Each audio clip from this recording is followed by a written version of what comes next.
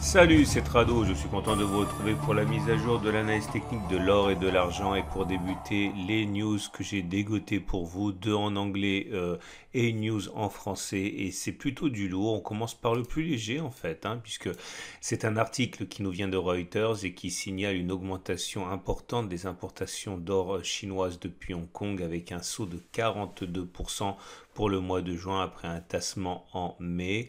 Il y a plusieurs canaux pour la Chine d'importation d'or. Hong Kong est un canal déterminant et donc augmentation des importations. Deuxième chose, c'est un article très intéressant, un peu pointu, mais c'est pas mal du tout. Ça nous vient d'un site qui s'appelle Monetary Metals et c'est en anglais, vous l'aurez compris. Et on part à la chasse en fait à une idée préconçue sur l'argent qui serait que la valeur de l'argent est dépendante de sa rareté. Quelques arguments plus tard, l'auteur démonte finalement cette idée et en vient à des choses beaucoup plus solides en termes de raisonnement pour expliquer la valeur de l'argent et c'est très très très bien fait.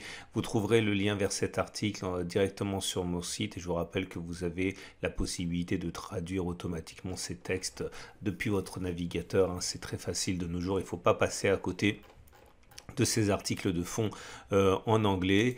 Et le dernier article nous vient de mon partenaire L'or et l'argent, un article qui est né sous la plume une fois de plus de Nicolas Perrin, que je considère un des plus grands spécialistes de l'or et de l'argent francophone. Et il décrypte la Bible attendue par tous les adorateurs de l'or et de l'argent qui est le rapport In Gold We Trust. Et les deux spécialistes autrichiens avaient déterminé des objectifs de court terme et des objectifs de moyen terme. Et donc Nicolas Perrin revient sur l'occurrence ou la non-occurrence des anticipations du duo autrichien. Et c'est intéressant parce qu'il y a aussi des perspectives de moyen terme qui sont derrière. Donc sommes-nous sur le bon chemin pour éventuellement atteindre les perspectives de long terme? Je vous laisse découvrir ça. Vous avez également le lien en dessous de la vidéo pour accéder à ces articles. Et voilà l'or libellé en euros. L'or libellé en euros est dans une situation, on va dire, attentiste. L'essentiel est préservé. Nous sommes au-dessus de la M200 qui monte. Nous sommes... Ah non, attendez, je suis en données hebdomadaires, je me mets en données journalières, et voilà. Nous sommes donc au-dessus de la M200, nous sommes au-dessus de la M50, alors attendez, je recentre, voilà, au-dessus de la M200, je me reprends, au-dessus de la M20, qui monte, en dessous de la M7 et en dessous de la M50. Bref, ce couac là veut simplement dire que nous sommes en période de latéralisation. L'essentiel à comprendre, c'est que nous sommes au-dessus de la M200, donc la tendance de long terme est haussière, mais pour le reste, c'est vrai que c'est un petit peu confus. À comprendre également que si vous croyez au potentiel de l'or à long terme, eh bien, vous pouvez envisager d'acheter, bien sûr, par petite quantité, progressivement. Et nous sommes sur une zone d'accumulation rationnelle, ici, la zone des 1510-1523. La suivante, si on y va, serait la zone des 1480-1473. Je tiens à mettre un petit peu les choses en perspective parce que j'ai reçu beaucoup, c'est toujours la même chose, dès que l'or et l'argent patinent un petit peu, j'ai des mails affolés. Regardez un petit peu, ok? Il faut toujours contextualiser, on ne monte jamais en mode funiculaire ou alors c'est généralement corrigé de la même manière et c'est regardez ce qui s'est passé. Depuis mars 2021, depuis quelques mois, on avait pris 10%. Et quand on prend 10%, on consolide généralement. Il est très classique de perdre la moitié du chemin parcouru. Donc on a perdu 5-6%. Et puis là, on est en train de végéter. Okay, si on prend encore plus de distance, c'est pour ça que j'étais en données hebdomadaires. Je vais le faire également pour l'argent. Regardez. Si on prend la grande vague de hausse à laquelle on a assisté depuis septembre 2018, donc en l'espace de, allez, on va dire 2 ans et quelques, on a pris 72%, et donc pareil, on a consolidé à peu près 50%, et avant éventuellement de repartir de l'avant. Il ne faut pas s'inquiéter de ce genre de consolidation, on perd régulièrement 18%, voire même 38%, 19%, 20%, 20%, etc. Ce sont des choses qui sont normales sur le marché de l'or et il ne faut vraiment pas être terrorisé à l'idée d'une baisse fût-elle de 20, 30, 40%, il y en a tout le temps. Regardez, on a perdu quasiment 20% et on se ressaisit. Si vous croyez au potentiel de l'or et de l'argent, contentez-vous d'accumuler chaque fois qu'il y a des consolidations et vous verrez que sur le long terme, vous serez content de cette stratégie.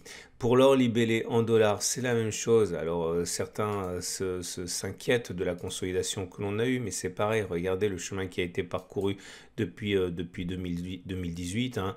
La progression a été supérieure à 70%, on était même à quasiment 80%. On a consolidé de 30% à peu près. On peut même consolider de 50%, ce serait assez classique. Hein. Et pour l'instant, on consolide cette hausse et c'est complètement normal. Si on revient sur les données journalières, vous voyez que de toute manière, pour l'instant, il n'y a pas péril en la demeure.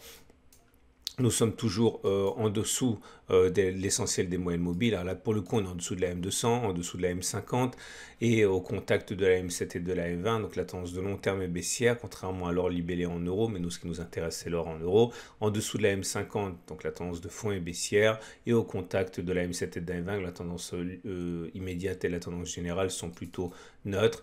Regardez pour l'argent, c'est la même chose. Pour l'argent libellé en euros, la consolidation à laquelle on assiste terrorise beaucoup d'investisseurs, mais c'est une sorte, ça agit comme une sorte de produit dérivé sur l'or. Alors je vais regarder, hein.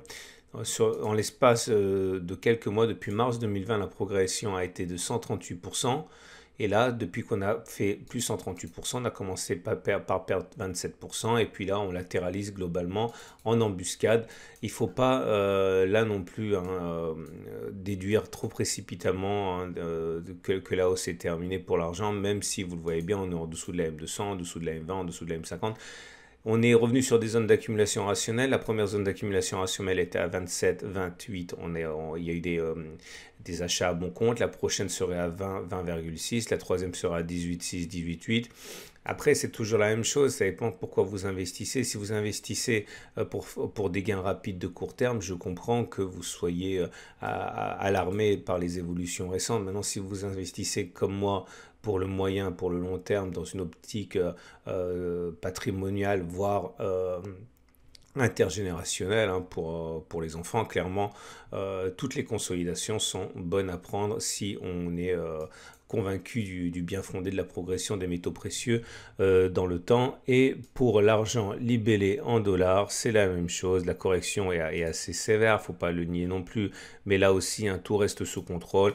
On a rebondi sur le support des 24, 24,8 pour l'instant. C'est des supports qui sont visibles par tous les analystes techniques. Hein. Donc pour l'instant, l'argent est malmené, mais il n'y a pas non plus péril dans la demeure. On est en dessous de la M200, en dessous de la M50, en dessous de la M20, la M7, donc la tendance de long terme, la tendance de fond, la tendance générale et la tendance de court terme sont haussières, mais regardez, c'est toujours pareil. Prenez un peu de distance, regardez ce qui s'est passé depuis mars 2020. La progression pour l'or libellé en dollars a été de 156%. 156%. Au pire, c'était en septembre, on avait abandonné 27%. Là, maintenant, on végète dans cette zone horizontale comme ça de congestion. Et puis voilà, ça ne veut absolument pas dire que le sort de l'or et de l'argent soit scellé. Voilà ce qu'on pouvait dire. Je vous invite à retrouver à la fin de cette vidéo les liens vers les articles que j'ai mentionnés. En particulier, peut-être que ça vous fera du bien si vous doutez de l'or et de l'argent à l'analyse, le rapport fondé sur In Gold We Trust. Vous retrouverez tous ces liens en dessous de la vidéo. Voilà. À samedi pour la mise à jour.